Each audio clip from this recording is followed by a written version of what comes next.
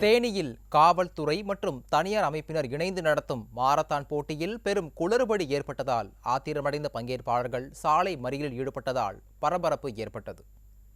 இது குறித்த கூடுதல் விவரங்களை செய்தியாளர் ராதாகிருஷ்ணனிடம் கேட்கலாம்.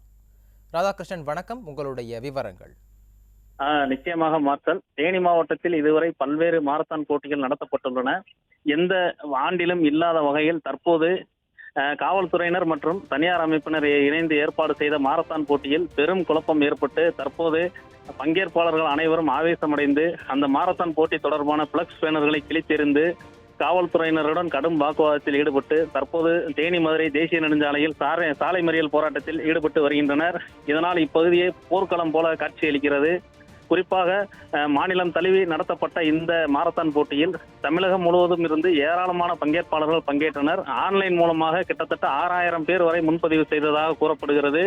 முன்பதிவு கட்டணமாக நபர் ஒருவருக்கு ரூபாய் 300 வீதம் வசூலிக்கப்பட்டுள்ளது. ஒவ்வொரு பிரிவுக்கும் 50 சைக்கிள்கள் வீதம் மொத்தம் 5 பிரிவுக்கு 250 சைக்கிள்கள் பரிசளிக்கப்படும் என அறிவிக்கப்பட்டிருந்தது. ஆனால் மொத்தமே 50 சைக்கிள்கள் மட்டுமே இங்கு வைக்கப்பட்டிருந்தது. மேலும் மருத்துவ குழுவினர் உட்பட எந்த குழுவினரும் இல்லாததால் பெண் குழந்தைகள் எல்லாம் மயக்கம் போட்டு விழுந்ததால் அனைவரும் ஆத்திரமடைந்தனர். மேலும் விளையாட்டு வீரர்களுக்கு குடிநீர், அடிப்படை வசதிகள் எதுவும் செய்து தரப்படவில்லை. குறிப்பாக நேற்று 1000த்திற்கும் மேற்பட்டவரை எந்தவித அடிப்படை வசதிகளும் இல்லாமல் ஒரே ஒரு கழிவறை மட்டும் கொண்ட மண்டபத்தில் தங்க வைக்கப்பட்டுள்ளது. நேற்று முதலாகவே பிரச்சனையாகவே எழுந்து வந்துள்ளது. இன்று காலை போட்டிகள் தொடங்கப்படும் நேரத்தில் பரிசுகள் இல்லாதது, முறையான ஏற்பாடுகள் செய்யாதது மற்றும் டோக்கன்கள் முறையாக விநியோகிக்கப்படாது என ஏகப்பட்ட குளறுபடிகள் ஏற்பட்டதால் போட்டியில் பங்கேற்க வந்தவர்களுக்கும் காவல்துறையினருக்கும் இடையே கடும் வாக்குவாதம் ஏற்பட்டது. இதனைத் தொடர்ந்து தள்ளுமுள்ளை ஏற்பட்டது.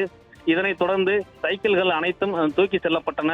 இதனை அடுத்து ஆத்திரமடைந்த பங்கேற்பாளர்கள் பிளக்ஸ் பேனர்களை கிழித்தெறிந்துவிட்டு தேனி மதுரை தேசிய நெடுஞ்சாலையில் கடந்த 1 மணி நேரத்திற்கு மேலாக தற்போது தொடர் மறியல் போராட்டத்தில் ஈடுபட்டு வருகின்றனர்.